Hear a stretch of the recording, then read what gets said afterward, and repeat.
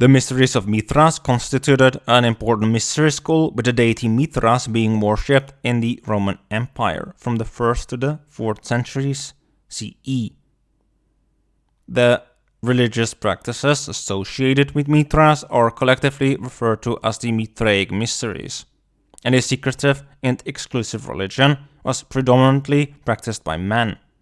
In some representations, Mithras is identified as Sol Invictus, the unconquered sun god, and is sometimes considered the companion and ruler of Helios. In certain depictions, Mithras is portrayed holding the constellation of the bear in his right hand, symbolizing its role in ancient cosmological beliefs of moving and turning the heavens. In the Mithraic liturgy, the chief god is perceived as a divided entity represented by Mithras and Helios, both of whom share closely related attributes. Additionally, there are bull-headed deities, as well as sacred and valorous youths, including figures akin to Mithras himself, often designated as the Younger One. And these youths are considered similar figures within Mithraic thought.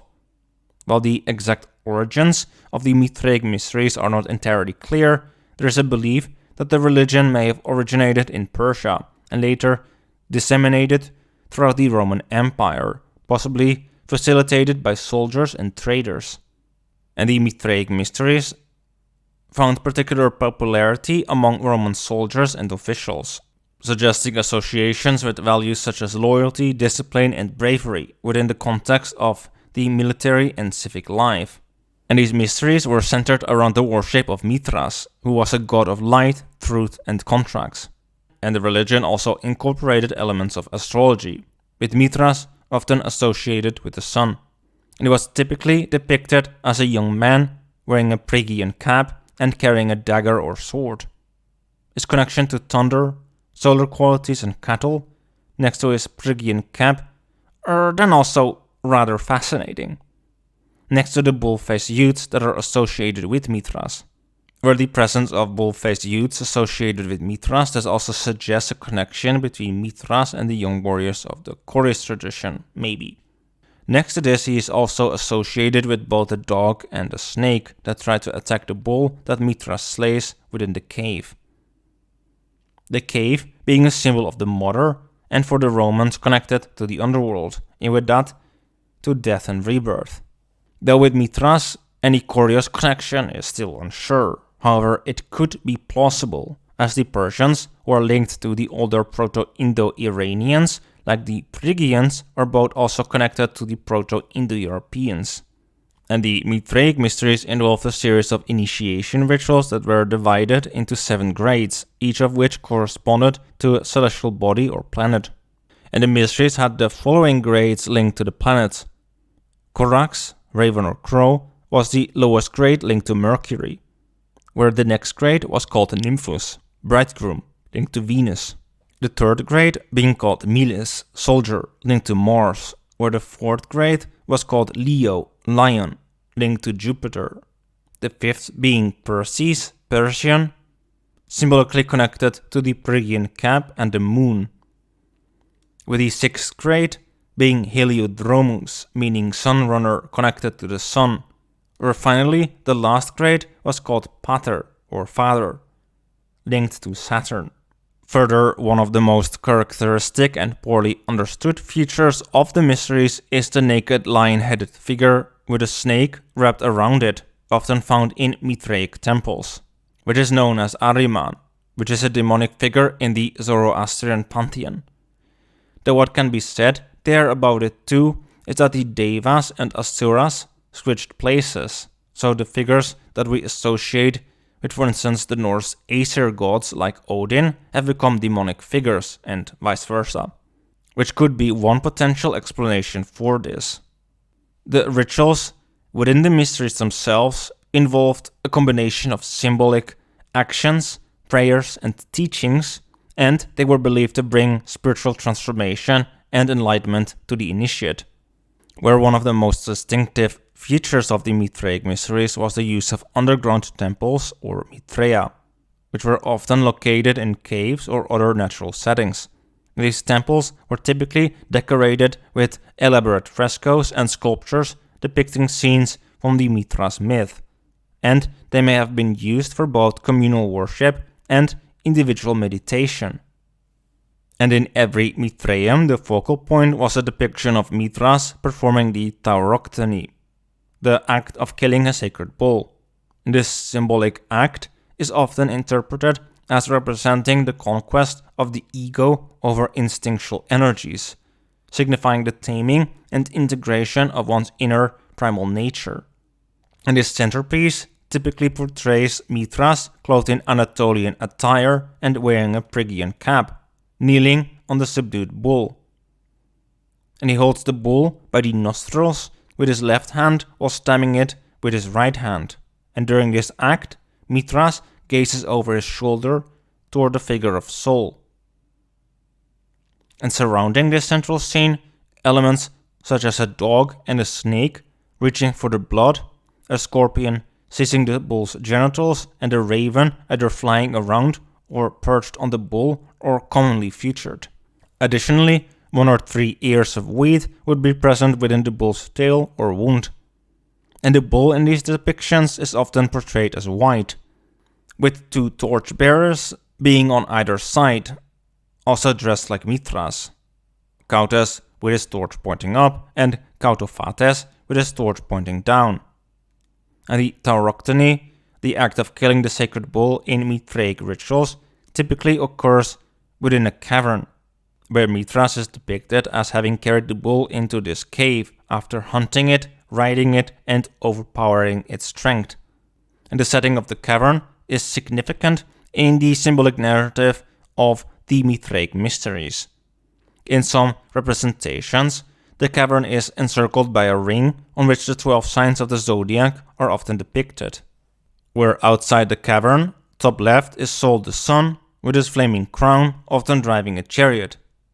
Where within the cave itself, a ray of light often reaches the statue of Mithras. Where at the top right is Luna with her crescent moon, who may be depicted driving a chariot. And the Mithras is commonly depicted in ancient iconography also as being born from a rock, where imagery often portrays him emerging from a rock, appearing in a youthful form, holding a dagger in one hand and a torch in the other. And in these representations, Mithras is typically shown as standing nude with his legs together and adorned with a Phrygian cap, where in some variations he is shown coming out of the rock as a child.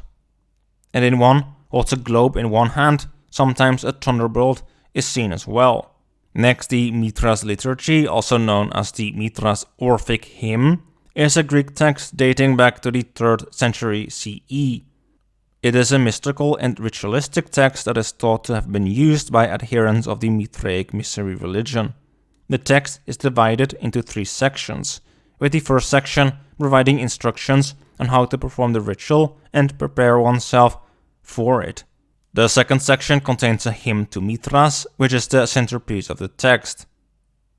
The hymn describes Mithras as a powerful and divine figure who is capable of granting spiritual transformation and liberation, with the third and final section of the text describing the effects of the ritual and the spiritual transformation that it brings about, where it also includes an invocation of the great god, who is said to dwell within the initiate.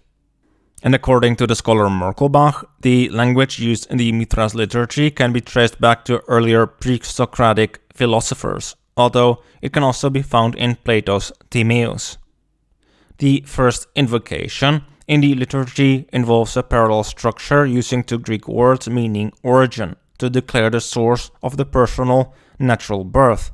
The first line states, "First origin of my origin," which can refer to both origin and birth. This implies that the individual's human birth has a direct connection to the primordial origin of the universe. Essentially, the concept of rebirth in the Mithras liturgy is defined by this cosmic origin. It is the underlying essence that needs to be regenerated. This original essence is what Jung referred to as the self, or what we can see as the divine child, the authentic seed of being. Specific invocations of the 4 elements were also seen as important. which are often part of mandalas and symbols of the self.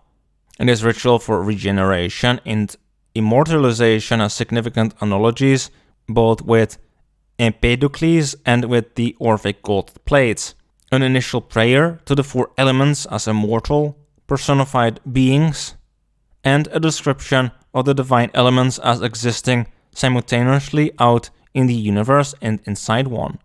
And this part of the invocation undoubtedly draws then also inspiration from pre-Socratic philosophy, particularly reflecting Empedocles' doctrine of the four elements as fundamental constituents of the cosmos, as Merkelbach pointed out. And through this inner figure, combining the four elements, the initiate can achieve through the divine entity liberation and transformation. This is to reconnect with our own authentic essence beyond the worldly, familial, and societal constraints and find out the true nature of our being. The essence that makes us who we are, which at the same time is beyond any form of description and is continually unfolding. And after the prayer concludes, and in anticipation of the ascension narrative, the text seamlessly transitions into the ritual. And this narrative, also presupposes an ancient worldview which involves specific ideas about cosmology and anthropology, including the world of the gods and the place of the human being in relation to it. Related to these issues is an enormous body of materials connected with ideas on journeys to the heavenly world. And the intention behind the Mithraic breathing exercises that they also did was to help the person connect with the divine and gain insight into their innate principles, which exist independently of external influences. The aim was to raise the individual's awareness of these principles and encourage them to follow and be inspired by them. Similarly, have this idea within Taoism. In Taoist philosophy and practice, they also undertake spiritual journeys to higher realms of existence. Similar to the out-of-body experiences undertaken by shamans, the Taoist traveler engages in these journeys through a combination of rituals, meditation, and visualization. And these practices serve to disconnect them from the mundane world and align them with the energy flows of the universe. And as these journeys progress, practitioners aim to draw closer and closer to the Tao, the fundamental principle underlying and unifying the universe in Taoist thought. And through disciplined spiritual practices, they seek a profound connection with the Tao and a harmonious alignment with the cosmic forces.